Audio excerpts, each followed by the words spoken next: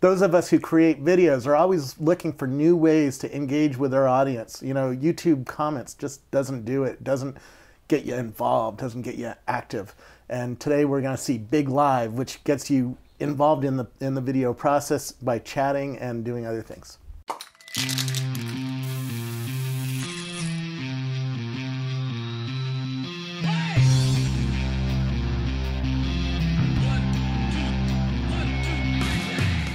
Who are you? First, Robert, thanks very much for having us here. My name is John Zakin. I'm the president, CEO, and co-founder of Big Live, which we started about 2.5 years ago. Prior to that, I ran a small storage company for some venture capital friends of mine called CleverSafe in Chicago. I had been the president and CEO of a wireless roll-up called Proxim in the Valley. And before that, I was one of the 3 people that was leading US Robotics, the modem company. So what is Big Live? So Big Live is a synchronous video platform. It's a social network built around the idea of sharing experience around viewing content that you enjoy with other people. And we've looked out there at the other video platforms that have put basically a chat room next to a player, and they approach that problem through the player side. We approached it through the social networking side, and we built a social network around that. And so as a result, you have a very, very immersive social experience around this content. And then we built a widget to allow content providers to embed that experience into other sites or their own site to expand the reach and stickiness of their content. So if we were to put one of these on Building 43, what would the experience look like to one of our visitors? Mm-hmm. So you would embed the Big Live experience to an iframe that would go onto your blog or onto your site. When they came onto your site, they would see everybody that was viewing that content at the same time that they were viewing the content. So you would see the entire audience. You can roll your mouse over the audience and go to their profile and see who they are, what they've watched before, any of the demographic information that they have on Facebook, because we import all that information from Facebook. So when I first view, or if I want to join the chat, I have to sign in with Facebook? You sign in through Facebook Connect. Okay. Yeah. You can watch content without signing in, but if you want to socially interact, you have to sign in. Yeah. The important thing for us is that the crowd become relevant and the crowd become known, so there's no anonymous socializing on the site, but you can view anonymously if you wanted to. So Facebook is required, and that way everybody has the same rules that Facebook requires: a real name and a social graph that you can click on and see. Exactly, exactly. So you would see everybody on the site that's watching with you. You could then sort on the crowd to make that crowd relevant to you. So you can say, I want to see only the people that are my age, that live in my city, that are not my friends on Facebook, that are male or female. So you can sort on age, location, and gender, and whether or not they're Facebook friends of yours. Once you do that, you can begin to interact with them in real time around that synchronous video experience, either through group chat or through a one-on-one chat. So if you find somebody in the crowd that you're interested in talking to, you can take them offline, chat with them that way. We're trying to emulate going to an event, turning to the person next to you and saying, hey, this is very cool, and do that. And then you can also experience a host if you went on, and if the content provider wanted to add experiential component to their content, they could add a host, and a host chats across the platform. So Lady Gaga could have a channel with 10,000 people watching.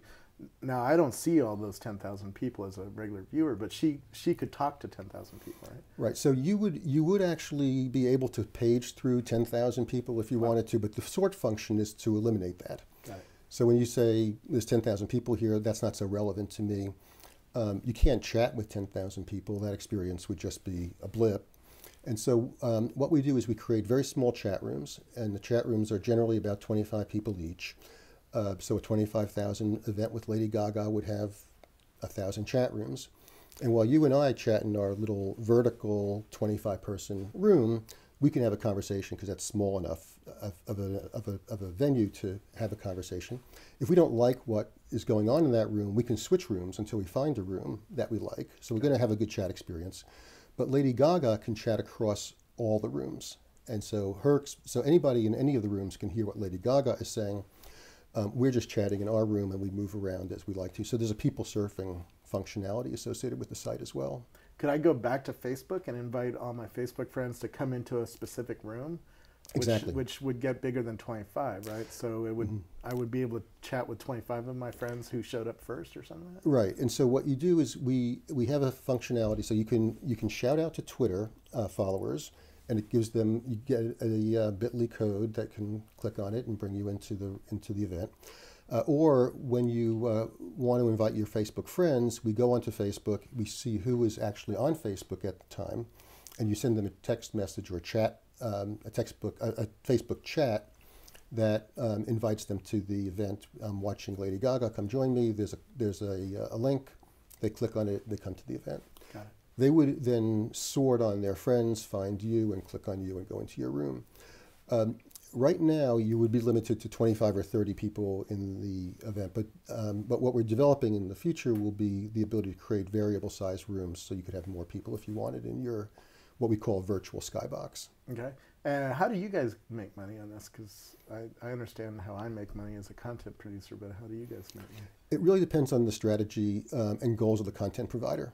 So for premium content providers that want to charge money for either the experience of the super chatter, in other words, content is free, but if you want to watch it with Lady Gaga, it's 99 cents, or who want to charge as a pay-per-view, then we get a percentage of that pay-per-view. So it's so much similar to Amazon On Demand.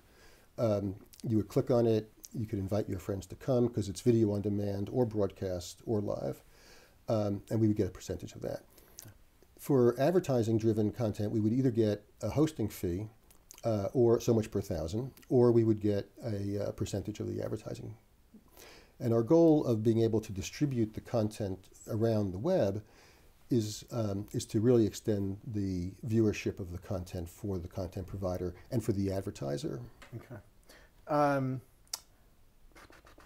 You cover a little bit about moderation because with chat rooms, people go nuts and try to post all sorts of naughty content as well as just derail the conversation off of what it's supposed to be. Are there moderation tools, or do you just count on the fact that everybody's a real person on Facebook to sort of keep the comments under control? It's a really good question, because that was one of the things we noticed when people are anonymous, is that they're more likely to act in that sort of behavior. There tends to be a fairly strong community aspect in the chat room, so there's peer pressure to not be, a disruptive force in the experience, we say. And then, of course, you can always leave. But basically, the chat room is unmoderated. Okay. And the videos are not, the video itself can be YouTube or Ustream, or can it be any kind of video, or does it have to be your video on your platform? Right. So we've embedded YouTube and Bright Cove, and we will be embedding more players as well. But basically, any embeddable video, we can wrap our big live social experience around, and then embed that combined experience back to the content provider site. Cool. Does this work on iOS devices like iPad as well? Not yet, but it will work on iPad. Our experience gets better as the screen gets bigger as opposed to smaller. Right. And so we're moving more towards the web-enabled television sets and to move into that respect. Yeah, but I'm going to be doing a lot of chatting while I'm watching this big screen that I'm putting up here, right? And I'm doing that on a tablet, and so iPad is really an important. Yeah, the tablets are actually have a large enough real estate. The cell phones are actually become, in some respects, an input device to the larger screen. So you would text in your comments, but you could see it on. So when are you announcing an iPad version of this then, so that I could view a video and chat with my friends on my iPad? There will be, but it's not our initial priority. Okay. And how are you? Tell me about some of the fundamentals of the company. How are you guys funded? How do I know that you're not going away tomorrow? Well, we've had one round of financing so far. Myself, some friends, and a few outside investors have put money in as well. We've been in a soft launch for about 3 or 4 months now, and we've broadcast a few fairly high-profile events. We broadcast the Tribeca Film Festival. We broadcast the Gotham Independent Film Awards. And so we've had a number of events out there. We've just begun with the widget. And with the widget, which is going to be out actually this week, we will develop a really strong, a much more strong marketing launch. And that's also where we're going out to raise our next round of financing. Yeah, that's where I would expect to start seeing it on a lot of sites, because you can just embed that onto an existing page, right? Exactly. And we can provide a two-screen solution for content providers that don't want to drive traffic away from, say, their television show to their web. We can embed just the chat engine and the community aspects of the chat around that. Got it. What are you learning from this? The widget hasn't been out yet, so you haven't had the usage data to see whether it increases time on page by X, but I have a feeling you've tested it a little bit. Yeah, well, the first thing we've learned is it's very difficult to create a destination site, and that we really want to go where the traffic is as opposed to have the traffic come to us. Yeah.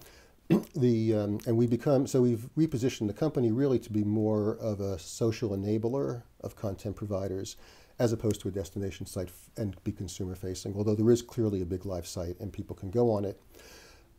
We've learned a lot about crowd behavior and how people interact around content. How so? What do you learn? Give me some ideas. Yeah, it's interesting. Well, the crowd and friends, as you would expect, are very significant reference engines. When you go onto our guide, you don't only see what's playing, but you see who's online. So this content has X number of thousands of people and 20 of my friends are there. This content has this number of people and some of my friends are there. Your friends and the size of the crowd tend to trump your initial viewing desires. Yeah. So you'll go on the site to watch X, but you say, oh, my friends are there, I'll watch Y instead. So the idea of someone like Amazon or Netflix, where they say, well, your friend watched this 2 days ago, you should watch it. We're more like, your friend's there now, you should join them. Yeah. And that becomes a very, very powerful reference engine.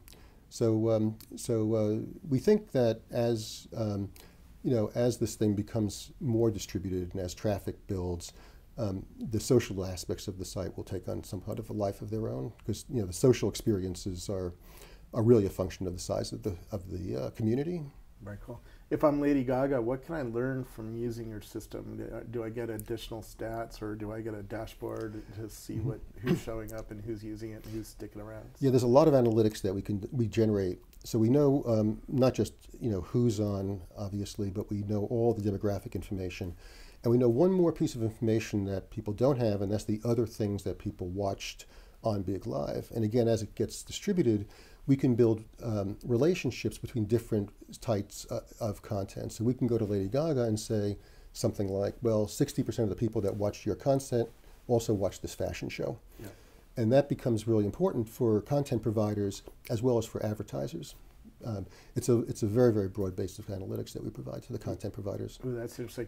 Can I, on the experience, can I put additional content that people can view, like associated, like could I put Kesha on her page and then Elton John, and can you track that people went through, who people clicked on and what services they went to? Yeah, oh, absolutely. We track everything, and we know where you entered the site from as well. Okay. So everyone is still on Big Live. It's an iframe. We're just entering Big Live through different portals, but we know where you've entered from. Yeah. So our goal is for the content provider to upload their content to Big Live, copy the embed code on their site, and then anybody else who wants to embed it can embed it, again. And so you can begin to really develop reach, and we can become somewhat of a chat aggregating mechanism around the web. Very cool. Well, I can't wait to try it. Where do I learn more about it? www.biglive.com. And are you on Twitter and Facebook as well? Yes, absolutely. So twitter.com/BigLive? Biglive and Big Live on Facebook. Very cool. Thank you so much. Robert, thank you very much. Pleasure.